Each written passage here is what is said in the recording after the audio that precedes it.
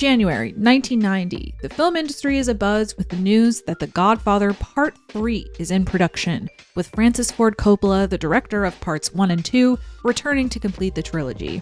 After decades of waiting, audiences finally get to see what fate awaits Michael Corleone. Pacino is back. Keaton is back. Winona Ryder, one of Hollywood's most exciting young actresses, is set to star as Michael's daughter, Mary. And wait a minute, hold on.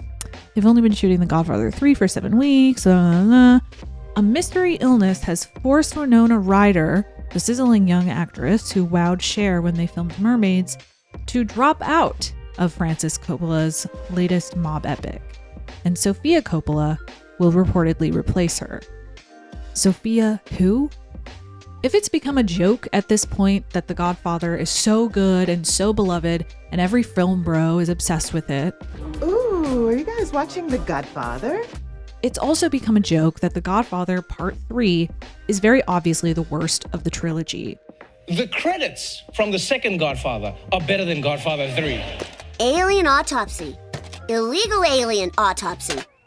Godfather 3, good version.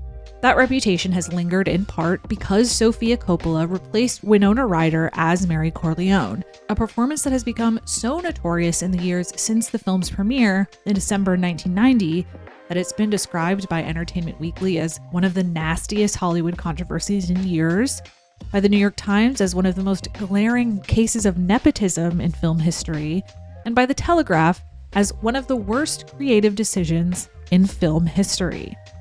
Those are strong, harsh terms. How could a performance possibly warrant such a backlash? Was Francis Ford Coppola's decision to cast his daughter actually one of the worst in film history? What was his rationale for casting her in the first place? In this video, I take a look back at this whole debacle and attempt to break down what happened, why Sofia was tapped as a replacement, what critics hated, and why she deserves a lot more sympathy than she initially got. Before we get started, I want to give a huge thanks to Mubi for sponsoring this video. Mubi is a curated streaming service dedicated to elevating great cinema from around the globe, and you can get a whole month free at mubi.com/bekindrewind. Who's your father? I'll give you a hint. He's Italian. From the minute she was born, Sofia Coppola's life has been entwined with the Godfather trilogy. Not just because her father directed it, but because she made her feature film debut as Michael Rizzi, the baby who's baptized as Corleone hitmen assassinate Michael's rivals in the original 1972 film. She appeared again at age 3 in The Godfather Part II as Child on Boat, lingering in the background as little Vito makes his way to the United States. Sofia wasn't the only Coppola to make an appearance in the original films. Francis's sister, Talia Shire, plays Connie Corleone, his father Carmine, a prominent flautist, contributed original music to the score. His sons, Roman and Gio, make several cameo appearances, as do his mother and his uncle. For Francis Ford Coppola, including his family members in his films was not just a fun gag he could talk about later, it was a philosophy. Family is Coppola's context, wrote Peter Boyer in Vanity Fair. It's the environment he feels comfortable in, and therefore the environment he creates, even in his work. He finds magic in the idea of family and comfort in its noisy reality, in the women, the children. The family and the business of filmmaking always intermingled. When he traveled for work, they traveled. Eleanor Coppola, wife and mother, explained, "We kind of made a pact that if our marriage was going to survive in this industry, that if Francis was going to be gone more than 2 weeks, we would take the whole family." So the whole family went to Italy for Godfather, went to New York, went to the Philippines, went everywhere. Gradually, the blending of work and family became increasingly common, both for Francis's narrative works and Eleanor's documentary work, capturing footage behind the scenes. On March 1st, I came to the Philippines with Francis and our 3 children, Gio 12, Roman 10, and Sofia 4. Sorry, just need to note how funny it is that this little girl is in a Sesame Street shirt and also drawing what looks like a scene from Apocalypse Now. Gio and Roman sometimes stepped in front of the camera, but were also receiving extensive training behind the camera. Sofia, the youngest, was there to fill in whenever Francis needed a little girl to play a role, which was more often than you might think. And so around 10 years old, Sofia, at this point nicknamed and credited as Domino, began her child actor era. Throughout the 1980s, she appeared in speaking roles in a handful of her father's films, beginning with 1983's The Outsiders, an adaptation of an S.E. Hinton novel you likely read in 8th grade, about a teen who goes into hiding after killing a member of a rival gang. Sofia's cameo is brief as a random kid asking for change at a Dairy Queen. You sure? Could you please go away? We're busy here. Could you go away? You Go away! Get out of here! Next came Rumblefish, another adaptation of an S.E. Hinton novel, which follows a disaffected young man named Rusty James, who idolizes his brother and aspires to become a respected gang leader like him. Sofia often lists this film as one of her favorites, an example of a film about young people that still aspires to be artistically interesting and ambitious. It's also perhaps her best work as an actor. She plays the little sister of Rusty James's girlfriend, who has a bit of a crush on him and likes to hang around the couple and tease them, even or especially when she clearly isn't wanted. You're always with girls.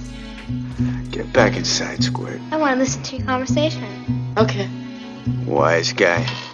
She's genuinely quite adorable in this role, showing personality without going over the top, precociousness without being so annoying as to alienate the audience. Donna? I would like to ask you. Get the Will you answer them picture. now or shall I telephone for the police? After Rumblefish, Sofia stepped into Tim Burton's Frankenweenie to play the neighbor of a little boy who brings his dog back to life. An homage to the original 1931 Universal film, Frankenweenie is Burton firing on all cylinders, a truly stylistically audacious short that still maintains an innocence and sense of childlike fun. Although her character is less defined than in Rumblefish, Sofia steps into the role of Scream Queen well enough and finally gets to emote in a big way. Barbie, you're not working hard enough.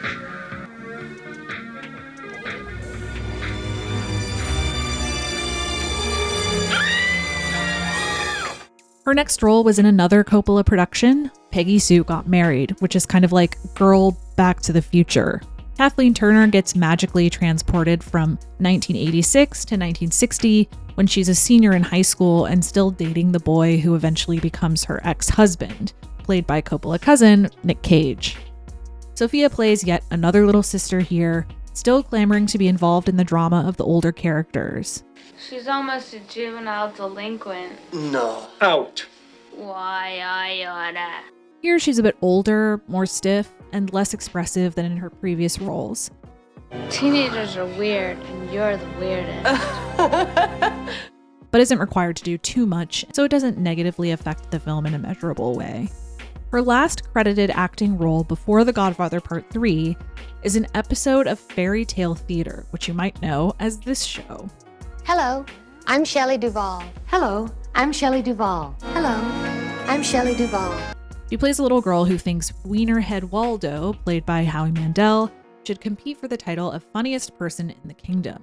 What about thee? I think it's a person like you and me. She appears in some brief, non-speaking cameos in some of Francis's later films, like here in Tucker, The Man in His Dream, but really, that's it. I wanted to run through these performances to note a couple of things that will be relevant later. First, that Sofia typically maxed out at a few minutes of screen time per film. These roles were never integral to the plot, nor did they require heavy lifting in terms of character work. And although she typically filled in as the sassy but likable enough little sister, she doesn't have the natural entertainer, overeager energy that a lot of child actors have, instead performing her dialogue in a steady and low-key tone. Sofia did have one last opportunity to act, however. The project, New York Stories. In 1988, Woody Allen approached Francis to participate in an anthology film project consisting of 3 short films that take place in New York City, each directed by a different filmmaker. Martin Scorsese contributed a story about an artist who is possessive of his muse. Allen wrote a comedic fantasy about a man whose mother looms over the city observing him. And then there was Francis. Francis, a filmmaker known for working with epic scale, was not a natural choice for a short film. But as Michael Schumacher writes in his biography of Coppola, The main reason for Coppola's taking on the project was the opportunity it gave him to work with his 17-year-old daughter, Sofia. Sofia showed creative potential, and Coppola was eager to help her develop it, much the way he had encouraged his sons and helped nurture their budding careers. Some context for this: in May 1986, Coppola's oldest son, Gio, tragically passed away in a boating accident. Schumacher writes, "For Francis Coppola, the loss went far beyond a parent's ultimate nightmare of losing a child. He'd lost a colleague and one of his closest friends. Gio had been his father's right-hand man, serving as associate producer on The Outsiders and Rumblefish, serving as second unit director on Captain EO. He was, in every way, on the road to becoming a filmmaker in his own right, and he was loved and respected by his friends and peers." This loss marked a turning point not only in Francis's personal life, but also in the way he approached his career. A family man through and through, the loss turned his eye toward relatively smaller projects and stability. So when a project came up that seemed like a good opportunity to spend time with Sofia, he took it. She would not only design the costumes and the opening credits sequence, but also work directly with Francis on the screenplay. They checked into a room at Caesar's Palace in Las Vegas and dove into the story together, passing drafts back and forth, and occasionally heading out to the casino whenever they got writer's block or cabin fever. The result was Life Without Zoe. Life Without Zoe follows a 12-year-old girl who lives in a luxury hotel, often by herself, while her dad, a famous flautist, travels the world giving concerts. Hector is our family butler and my guardian angel. He takes care of me when my parents are traveling, which is most of the time. And this is Ari, my babysitter's boyfriend, because my parents are never home, so these are my replacement parents. By pure chance, Zoe comes into the possession of a princess's stolen jewelry and schemes to deliver it to her, all while hanging out with her friends, reconnecting with family, throwing parties, and working at her school newspaper. The accepted narrative regarding New York Stories is that Francis's contribution is the worst of the three, and honestly, I'm not going to argue against that. However, I think its reputation deserves some recalibrating. When people tend to discuss Life Without Zoe, they tend to judge it for what we naturally want or expect it to be, mature filmmaking by a great auteur, and not for what it was in reality. A man bonding with his teenage daughter by making a film that would appeal to her creative interests after the sudden tragic death of his son. I can imagine, for example, someone sitting down expecting a film by the Apocalypse Now guy, seeing this credit sequence, and immediately becoming confused and dismissive. It reads like its primary authorial force is a teen girl. In fact, I think it's more accurate to say that Life Without Zoe is not a Francis Ford Coppola project, but a Sofia Coppola project. Because although it is directed by him, it bears all of the stylistic and thematic hallmarks that have since become known as characteristically Sofia. Young female friendships are centered, Chanel features heavily, a connection she maintains to this day. There's pop rock background music, excessive displays of wealth. Then, of course, there's the concept of a young woman hanging out in a hotel with a famous older man, which is something she's revisited time and time and time again. Truly, watching this film feels like finding Easter eggs for her later career. I mean,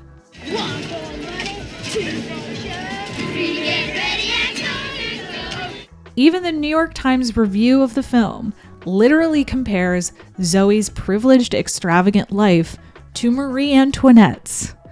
In other words, New York Stories is not an example of an auteur's decline, but an example of an auteur's first attempt. It would just take another decade for that to become clear. Now, in addition to all of her other roles behind the camera, Francis had wanted Sofia to act in Life Without Zoe as well, but she refused, saying she was too insecure and too close to the part. In an interview, she also cited a keen awareness of how her casting would be perceived, saying, "I was afraid people were going to say, 'Oh yeah, there's Francis's daughter. That's the only reason she's in the film.'" New York Stories was released February 26, 1989, less than a year before her self-consciousness about stepping in front of the camera as Francis's daughter would become a much, much bigger issue. Why are you doing this? Why am I doing this? One thing I've kind of glossed over thus far is the fact that the 1980s were not a very kind decade to Francis Ford Coppola at the box office. He had founded American Zoetrope as an alternative to the major Hollywood studios, a studio where he hoped to enable true artists to take giant swings and indulge their creative fantasies. Sometimes Coppola gambled big on a project like Apocalypse Now, and it worked out. Sometimes he gambled big on a project like One from the Heart, and it didn't. For more on this, I highly recommend Sam Wasson's book, The Path to Paradise. None of the films he made throughout the 1980s achieved the critical acclaim that his films in the 1970s did. Most of them lost money at the box office. His credibility had eroded to the point that he told the New York Times, "I'm very embarrassed about my career over the last 10 years. I want to be considered a vital American filmmaker and have the country be proud of me, but I'm aware that my career has been very troubled and controversial."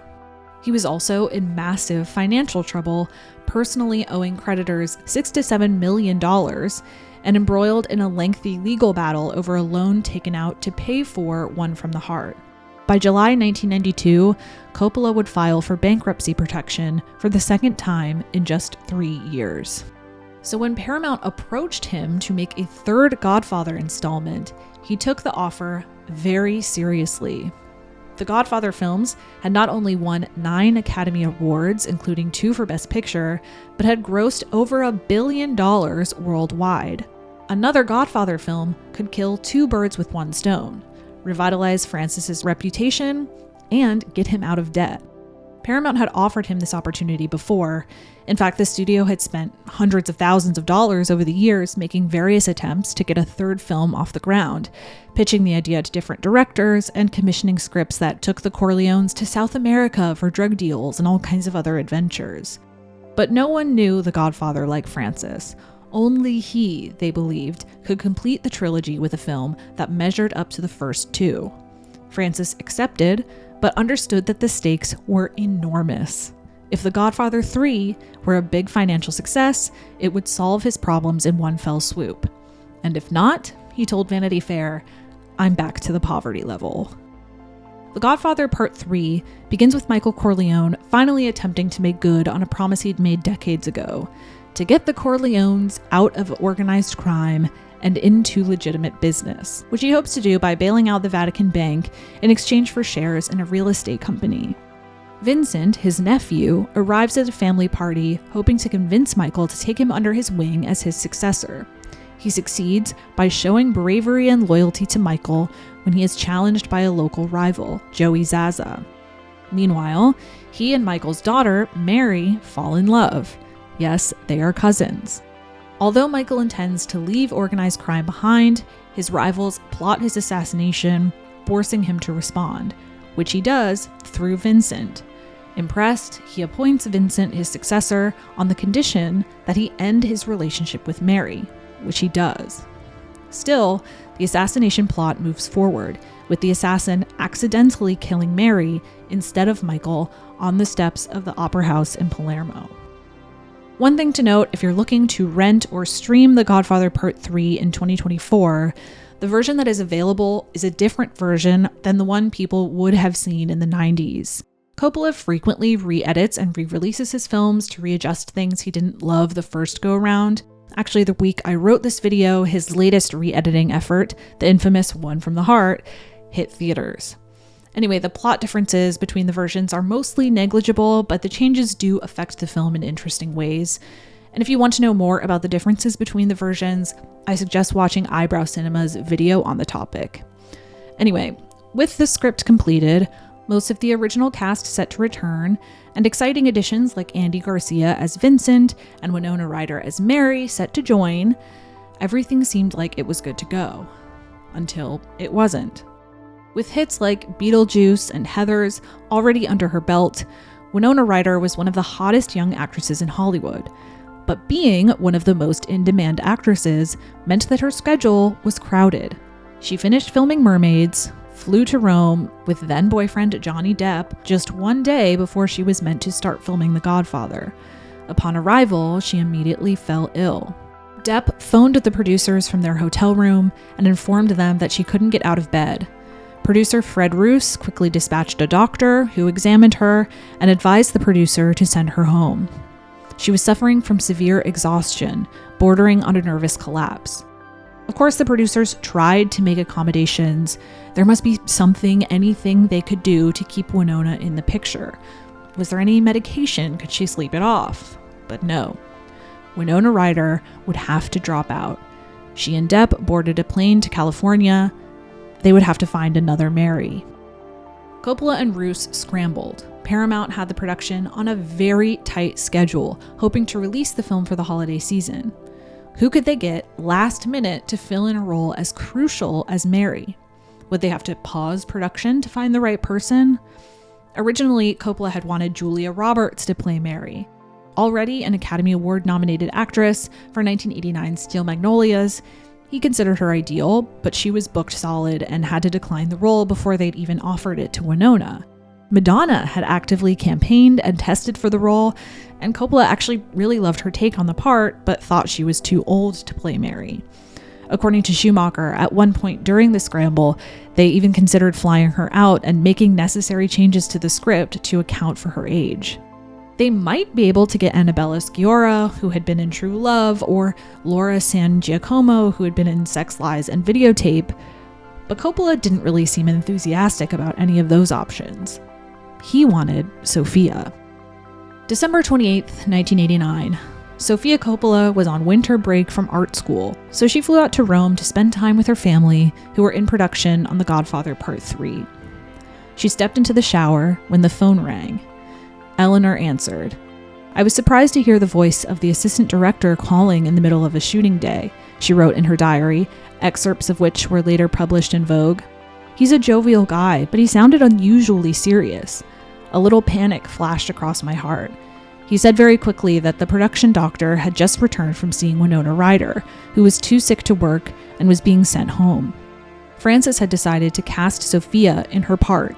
He asked if Sofia could come to the studio immediately because a scene with her character was scheduled to shoot in a few hours, and they needed her for a costume fitting. I told Sofia as evenly as I could, but tears were welling up in my eyes. She was very excited at first. Then, as it sank in, she became anxious. I said I was sure her father would never have cast her if he didn't believe she could do it. I could see how worried she was about letting him down. As Sofia later recalled, I could hear it was something weird, just in their voices, and my mom hung up and said, "Okay, Sofia, we've got to get you to Cinecittà right away. You're going to be Mary." I was like, "Excuse me? Are you sure? I just want to take a shower." This decision was instantly controversial, on set and off. Paramount executives immediately attempted to intervene. Not only did they have little confidence in an untrained actor taking on such a key role in the film, but also they were pissed that such a big role would go to an unknown who had no box office appeal whatsoever. Eleanor remembered a heated exchange between Francis and Paramount executives over the phone about Sofia. The studio even sent executives to try to get Pacino to persuade Francis to change his mind. Francis rebelled and asserted his authority, barring any Paramount executives from visiting the set, and sending 2 of his producers back to the US as punishment for mishandling the Ryder situation. The cast wasn't happy either. It would make their job harder to work with an inexperienced actress. Talia Shire, who was returning as Connie, tried to talk Francis out of the decision, arguing Sofia wasn't ready for something like The Godfather or the intense level of scrutiny she would be exposed to as Francis's daughter. Ultimately, Coppola brought in his lawyers to reaffirm that he had been given total creative control in his contract. No amount of executive interference or on-set complaining would persuade him if he didn't want to be persuaded. So given the stakes we've established, his decision suggests an extraordinary level of trust in Sofia. So what might have been going through his head? Why did he think this was a good idea? First, Francis had explicitly modeled Mary on Sofia. She was around Sofia's age, the daughter of a big Italian family, the daughter of a powerful man. He later told Vanity Fair, "Obviously, part of the kind of daughter I wanted for Michael was my own daughter, because I was thinking, oh, if I were Michael, and I had this nice daughter, she'd be sort of like Sofia. She'd be cute, she'd be beautiful, but she wouldn't be like a movie star beautiful. She'd be Italian, so in her face you could see Sicily. Second, Sofia already had a familiarity with the script. Because Winona Ryder had been so busy prior to production, she never actually participated in any rehearsals with the rest of the cast. Sofia substituted in for her during table reads. According to Andy Garcia, Sofia was there and she sat in and read the part even back then. So when Sofia was cast, I was like, let's go, I'm all in. Third, as we've already established, Coppola placed a high value on working with family, especially on the Godfather films, which he believed were enriched by his family's actual bonds and experiences as an Italian-American family. I reached out wherever I could for those things that I knew were definite because I had lived that way. And as the movies were made one after another, more and more, The Godfather became just kind of the biggest home movie in history. And my attitude was, why not have Tally play the part, because maybe it'll be good for her? And why not have my father get his break so he can write the music? And why not put my little baby in the baptism scene? At least I'll have always a memory of that. It'll be like a home movie. I'll always be able to see what my kids look like. He personalized it in a way that he could understand, so that it would, so it has a warmth, it has a romanticism about it. It's trademark almost, you know. His personal life was carried over into the film and vice versa. It sort of overlapped. Dance with your daughter! Dance with your daughter! In a sense, casting Sofia was a reflex or a force of habit. He'd done it so many times before, but the decision also lent itself to deeper meanings and interpretations. From the early 1970s, analogies frequently appeared in the press linking Francis, as the patriarch of a close-knit Italian-American family building a film empire, to Michael. With the release of The Godfather III, more and more parallels were drawn between the personal and professional lives of Michael and Francis, as critics made the fairly obvious observation that Francis had dramatized a father's ultimate tragedy as the loss of his child. Peter Boyer of Vanity Fair, who chronicled much of this debacle in real time, interviewed Coppola on set and noted a revealing stream of consciousness, a word journey from Gio to tragedy to Michael Corleone. This Godfather had to be a tragedy, and Michael Corleone had to suffer it because Coppola did. Talia Shire believed that for Francis, having Sofia around was security. He's now focused on Sofia and protecting her, which gives him a solid base. He's not thinking of all the other insanities. It's like a diversionary thing, she told Boyer. She made the connection more explicit for Entertainment Weekly. Sofia was just so innocent in a ridiculous situation. It was very much what the character Mary was dealing with, the controversial father Michael Corleone, and her desire to bring her innocence to help him forget his sins. But then, of course, the cost of that is herself. And yet, perhaps the most compelling reason Francis cast Sofia was far less psychologically complex. By casting her, he could maintain the strict production timeline set by Paramount. Because Sofia was cast and literally on set hours later, Francis didn't lose a single day of shooting to Ryder's sudden departure. In that sense, his choice was extraordinarily pragmatic. At the same time, it undoubtedly put Sofia in a very, very difficult position. Clearly, there was a difference between Mary and the bratty little sister characters she'd played in the past. Mary is not tangential to the plot, she's integral to it. She must demonstrate refined emotions, convey loss, show romantic interest, strike a delicate balance between loving her family and feeling disgust for what she learns about its history. To make matters worse, Sofia would be acting next to some of the industry's living legends, sometimes literally sandwiched between Al Pacino and Diane Keaton, which had the potential to unfairly emphasize her lack of training. It really is the teach your infant how to swim by throwing them in the pool approach to acting.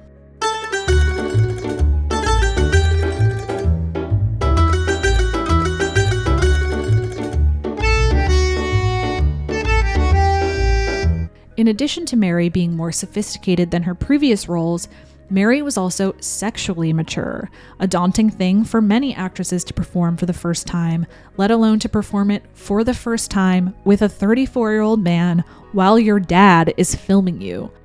At the beginning, I remember going to Diane Keaton and saying, like, oh my God, I have to do this kissing scene with Anne in front of my dad, blah, blah, blah. And she said, like, and I was, like, really scared to do it. I just did not want to do it. And she said, oh, no, they're fun. They're really fun to do, like, love scenes. Because you get to, like, do all the things you're not supposed to do, which you can't really do. So then it was fun. To Entertainment Weekly, she gave a less positive spin. I was pretty crazed that day when I had to kiss Andy at 7 a.m, she said. I wasn't feeling very romantic, and also the script supervisor, who I've known since I was 12, was standing a foot away saying, okay, saliva under his left ear, Sofia. I mean, all this flirting and kissing I'm doing with Andy, I'm doing in front of my father, of all people. Adequately performing the role brought enough pressure, but Sofia was also keenly aware of the controversy her casting had caused. She knew that the other actors were not happy and that Paramount had actively been pressing her father to change his mind. And these weren't hypothetical, abstract concerns.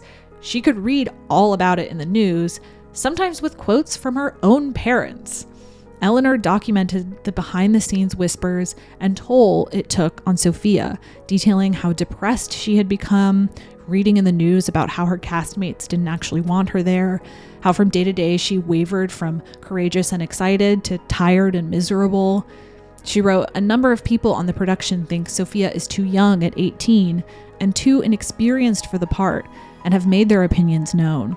Several times she has burst into tears. Well-meaning people tell me that I am permitting a form of child abuse, that she's not ready, not trained for what is being asked of her, and that in the end she will be fodder for critics' bad reviews that could scar her for years. They also tell me that Francis can't afford to take a chance that could weaken his work at this point in his career. Francis similarly told Vanity Fair that his sound designer approached him with tears in his eyes and said, Francis, get her out of it. She doesn't want it. She's in tears over there. And so I go over to her, and sure enough, she's crying. I said to Sofia, you know this is going to be very hard, but if you want to do it, you can do it.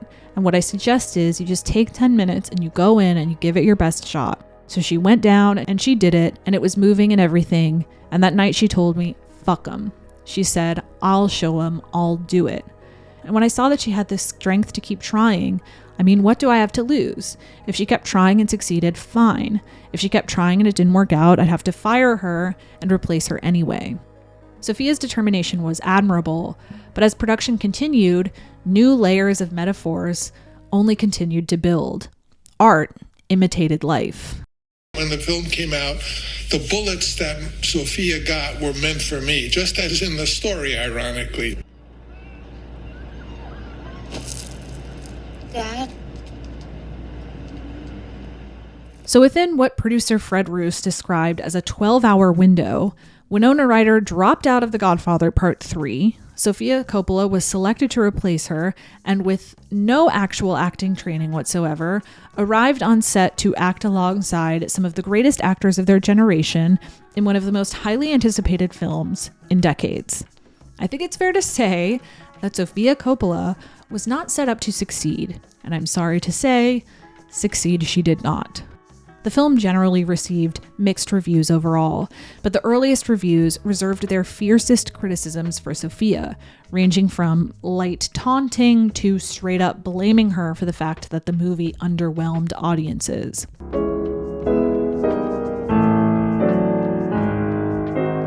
In the Washington Post, she was called hopelessly amateurish.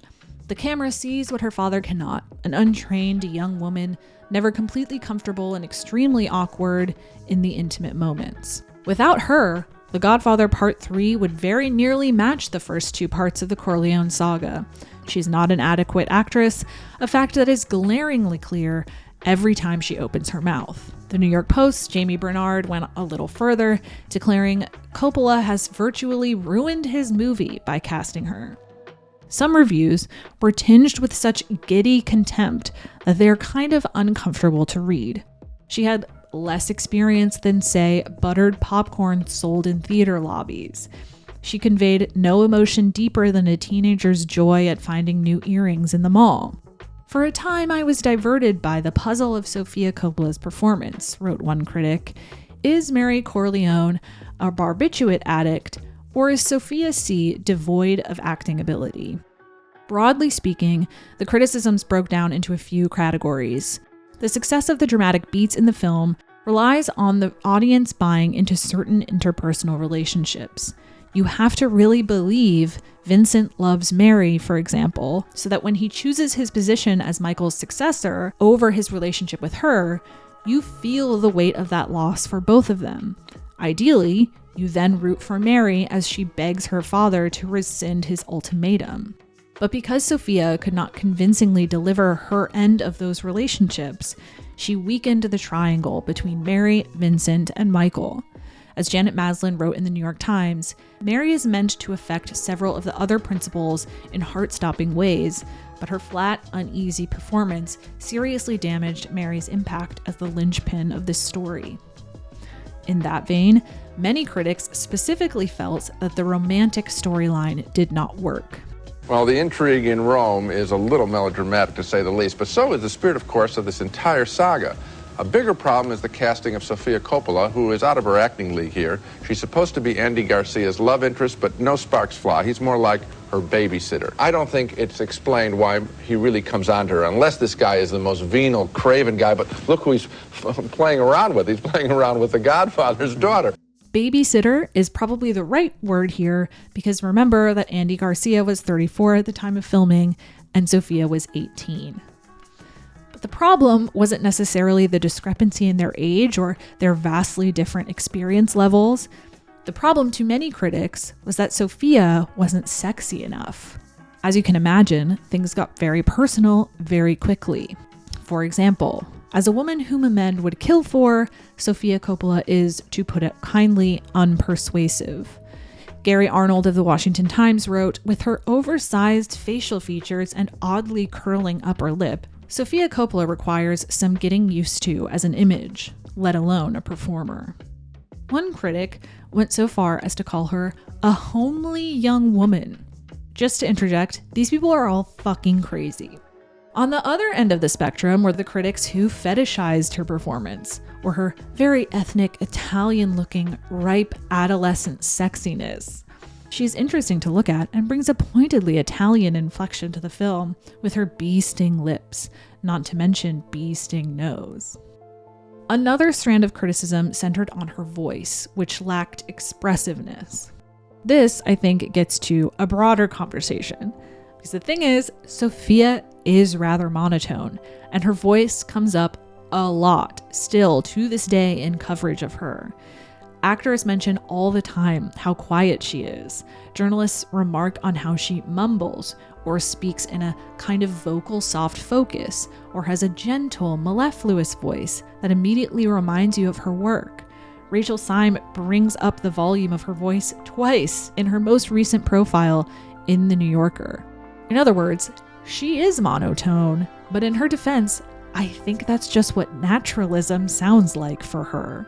Her pattern of speech hasn't changed since she was acting as a child. It's just that you can't get away with that in something as unabashedly operatic as The Godfather. All of this being said, I think it's extremely important to say that while critics of Sofia's performance were very vocal, there were important critics who stuck up for her, more than history likes to remember, and believed that her unstudied approach added vulnerability and openness to her performance. Pauline Kael, of all people, was sympathetic in The New Yorker, writing that Sofia has a lovely and unusual presence. She gives the film a breath of life, and I grew to like her. Roger Ebert was also a staunch advocate and penned several articles defending her casting. There's no way to predict what kind of performance he might have obtained from Winona Ryder, the experienced and talented young actress who was originally set to play this role. But I think Sofia Coppola brings a quality of her own to Mary Corleone, a certain upfront vulnerability and simplicity that I think are appropriate and right for the role. Some critics have suggested that Sofia Coppola lacks the extraordinary beauty and irresistible sex appeal necessary for this role, but actually, that's not what Mary Corleone is like at all. She is an average and an exceptional child in a family that she clearly only has a dim understanding of. I personally do think Sofia Coppola is distractingly bad in this film, and that many of the criticisms regarding her weakening of the triangle and lacking expressiveness or mature sensuality are valid. However, it's the tone and eagerness of the writing that I think nudges some of these critiques into ugly territory. How they seem to delight in teasing this teenage girl who hadn't asked for the role and had no real preparation for it, rather than pointing out how irresponsible it was to put her in that situation in the first place. Context that would have been readily available by the time the film was released. The situation undeniably reeks of the careless mockery that befell many young women in the press throughout the 1990s. As one sympathetic writer put it, neophytes like Sofia Coppola tend to bring out the cad in male critics. Actors usually escape such catty comments. As these things usually go, once something becomes a thing, it can spiral out of control and incur much more backlash and vitriol than necessary. Reports of laughter and applause at her death scenes appeared in the papers. She won 2 Razzies, Worst Supporting Actress and Worst New Star, over fellow nominee Donald Trump, by the way. Worst of all, rumors began to spread that exaggerated the extent to which Sofia had become a liability for the production. One rumor purported that she was forced to dub over most of her dialogue to disguise her Valley Girl accent. It was true that during production, she worked with a diction teacher to train herself, for example, to put a T on the end of Vincent and things like that. But the claims her performance was all re-recorded or even re-recorded by another actress were grossly exaggerated. The film's dialogue editor denied it. Another rumor claimed that Frances had re-edited the film after critics saw it to minimize her screen time. Again, the film editors had to deny this. Yet another rumor went even further, stating that Coppola had sent letters to critics asking them to reevaluate the film after these edits. Again, a Coppola spokeswoman denies they exist, and a survey of leading critics failed to find a single recipient. I think Frances's point about the metaphor is right. Sofia took a bullet that in reality was meant for Frances and the film more broadly. The Godfather Part III is the worst of the trilogy, and not because of Sofia Coppola's acting abilities. I mean, it clearly didn't help, but the film has fundamental issues that more animated line deliveries simply wouldn't fix. I had a hard time even summarizing the film for this video because the plot is so convoluted and at times difficult to follow. Casting George Hamilton as a pseudo-replacement for Robert Duvall is baffling. I'm sure a lot of people like the helicopter assassination, but really, it's quite unbelievable and lacks the subtlety and personal vindictiveness that made the violence in the first two so impactful. Too few critics noted how underwritten Vincent was as a successor to Michael. Pauline Kael mentioned it, writing, "Where are the scenes in which Michael would recognize that Vincent has the steel and cunning to hold power? Michael seems to turn his empire over to a loyal bodyguard." While Owen Gleiberman at Entertainment Weekly bluntly stated that there's no way he can become as resonant a central character as this series demands. Coppola would have done well to make him a little smarter. And while the performance of Mary has been picked to the bone, the writing of Mary went completely overlooked. Is she this irresistible vixen, the kind of girl that can get a man to fall for his own cousin, who also happens to be the daughter of a notoriously dangerous mafia don? Is she a childlike figure, completely devoid of knowledge about the family business, like, "Ooh, did you really kill your brother, Dad?" She's kind of both. Mary seems to land in the middle of a few archetypes, not in a way that makes her feel like an individual, but in a way that just feels ill-defined, jumbled, and difficult to play.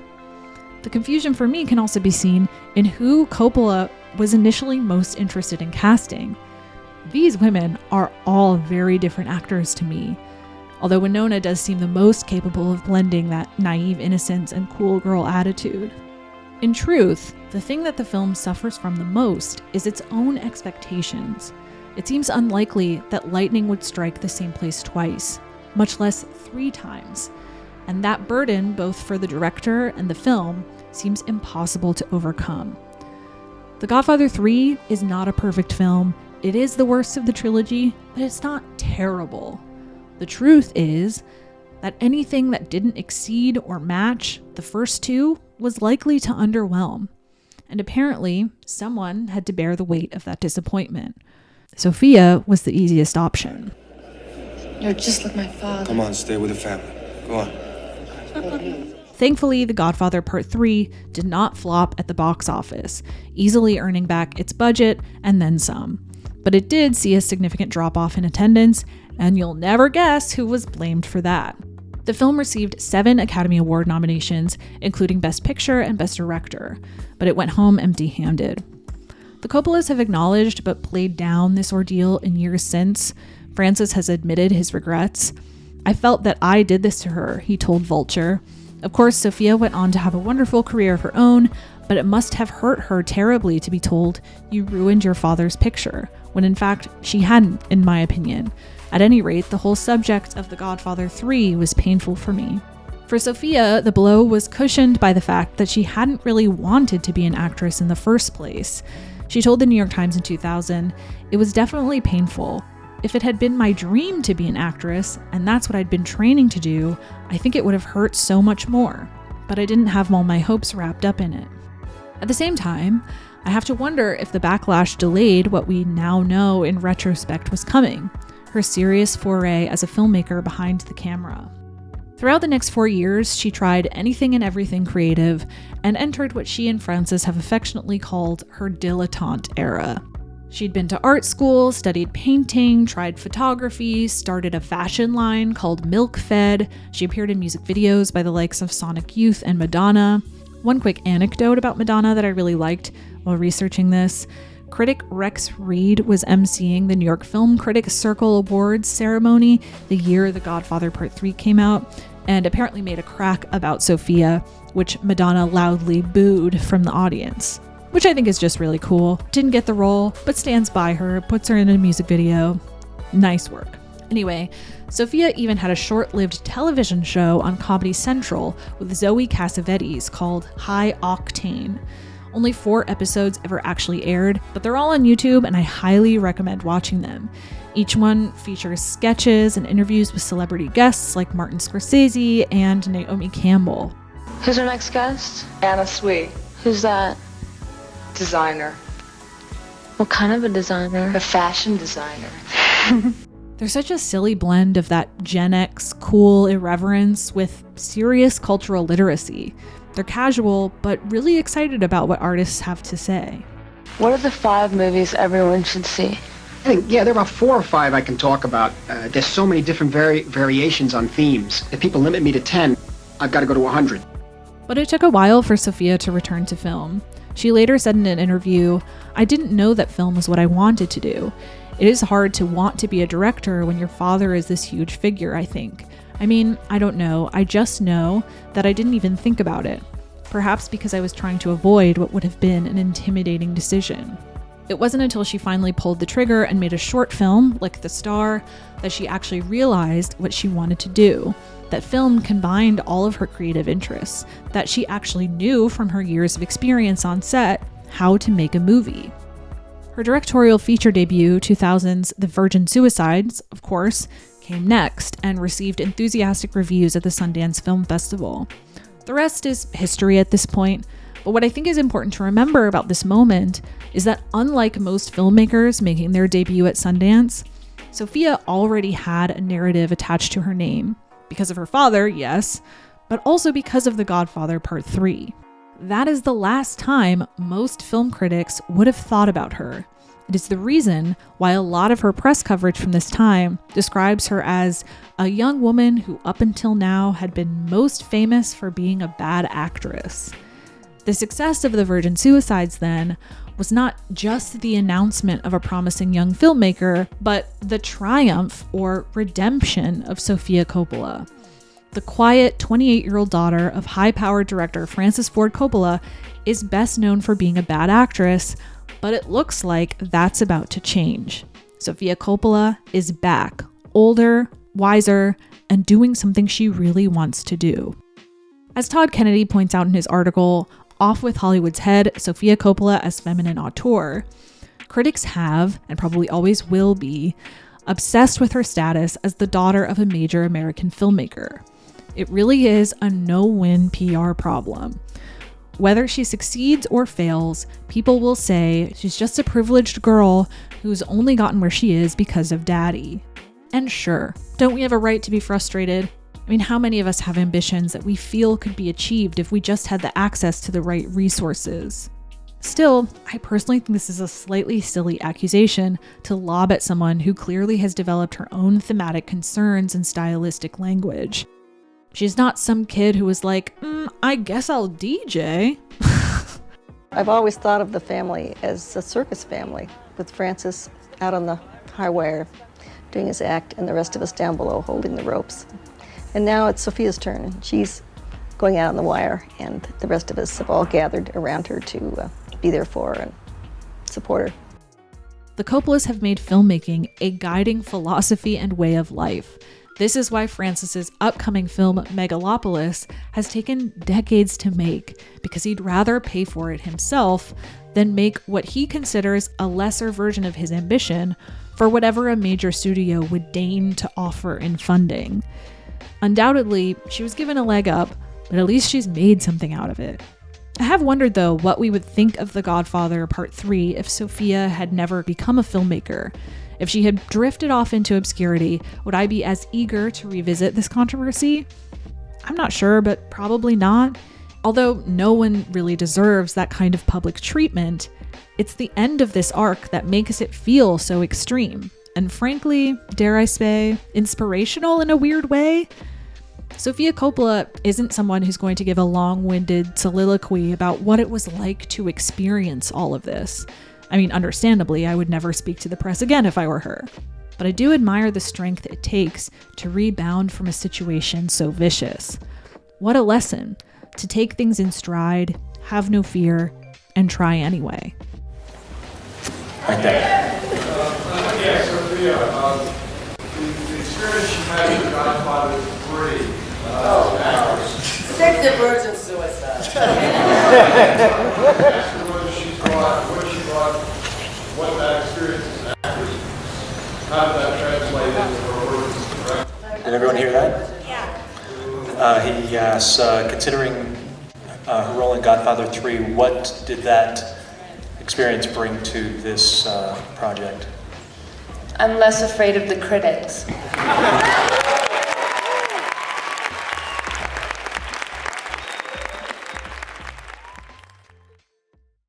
Of course, if you're following Sofia Coppola's career today, you might have seen her most recent film, Priscilla. So many great films came out in 2023, and I'd like to suggest one you might have missed. Aki Kaurismäki's Fallen Leaves, a modern-day Finnish romance in which two lonely souls meet by chance in a local karaoke bar. This timeless, tender comedy won the Jury Prize at Cannes this year, and you can watch it right now on Mubi. Mubi is a curated streaming service dedicated to elevating great cinema from all around the globe. From iconic directors to emerging auteurs, there's always something new to discover. With Mubi, each and every film is hand-selected by a wonderfully talented team of curators. You can discover the best of cinema at your fingertips, streaming anytime, anywhere. And that means not only do they have incredible classics from decades past, like The Blair Witch Project, Dogville, and City of Women, but Mubi also helps distribute current releases like Decision to Leave, Passages, and Fallen Leaves. With such a diverse library on demand, one that's ever-changing and includes new films from throughout the year, Mubi truly makes being a cinephile easy and exciting. Thankfully, because Mubi is sponsoring this video, you can check out all of the films I just mentioned right now for free. All you have to do is click the link in my description below. Go to Mubi.com/BeKindRewind for a whole month free. A world of cinema can be at your fingertips. Get your month free at mubi.com/BeKindRewind today.